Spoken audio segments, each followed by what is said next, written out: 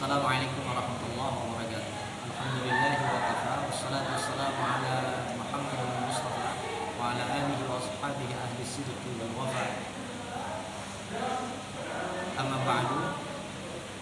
Dalam salah satu kisah saat Nabi berumur 50 tahun, Nabi pernah datang ke kota Taif untuk meminta sokongan, minta bantuan karena dua orang yang menyokong dakwahnya, yakni paman dan istri tercintanya telah wafat dan digempur oleh kafir Quraisy, sehingga beliau datang ke kota Taif untuk meminta dukungan.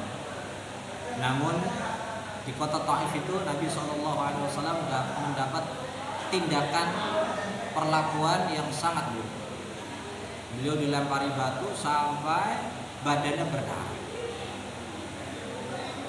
hingga akhirnya malaikat Jibril membawa seorang malaikat lainnya yang diutus oleh Allah Subhanahu wa taala, dan dia mengatakan, "Ya Muhammad, jika engkau mau, dua gunung itu akan aku timpakan kepada mereka."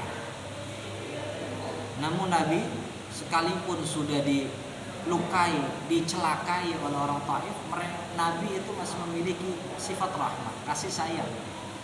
Nabi mengatakan, "Aku berharap agar dari keturunan-keturunan mereka muncul orang-orang yang menyembah Allah dan tidak mensekutukannya." Sampai akhirnya ketika Fathu Makkah, maka orang-orang Taif ini menjadi orang-orang yang paling setia kepada Nabi SAW dan menyokong dakwahnya dengan maksimal. Dalam satu ayat Allah Subhanahu wa taala beliau firmankan tentang Nabi, "Wa ma arsalnaka illa rahmatan lil alamin." Tidaklah aku utus engkau ya Muhammad kecuali sebagai pemberi rahmat untuk alam semesta, pemberi kasih sayang untuk seluruh alam semesta. Kasih sayang ini adalah pondasi utama dalam moderasi beragama. Ketika Nabi mengatakan seperti itu, bahkan mendoakan orang-orang Taif, "Allahumma hdi qaumi fa innahum la ya'lamun." Ya Allah, berikan hidayah kepada kaumku karena mereka tidak mengetahui. Ini adalah bukti bahwa Nabi memiliki sifat kasih sayang yang luar biasa, bahkan setelah dicelakai oleh mereka. Kenapa? Karena Nabi menganggap bahwa orang-orang Taif itu bukanlah musuh, tapi objek dakwahnya Nabi. Objek dakwahnya Nabi, yang mana kelak orang-orang Taif ini menjadi rekan dakwahnya Nabi.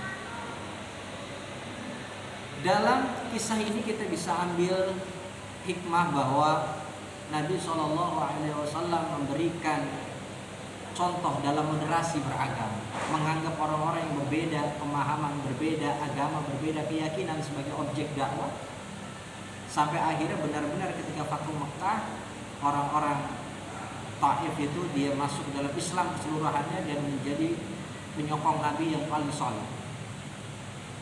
Juga kita selaku kader ulama harus sadar betul bahwa innal ulama warathatul anbiya. Ulama adalah pewarisnya para nabi.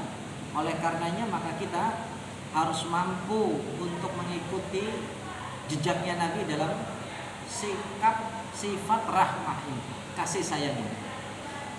Pun juga dalam urusan-urusan internal dalam kita beragama.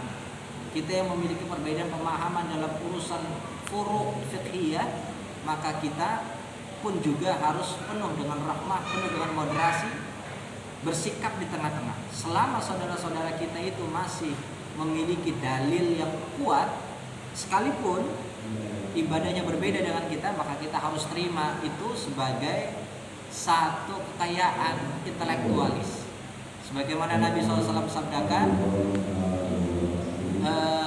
"Ikhtilafu ummati rahmah." Perbedaan pendapat dan umat itu adalah kasih sayang.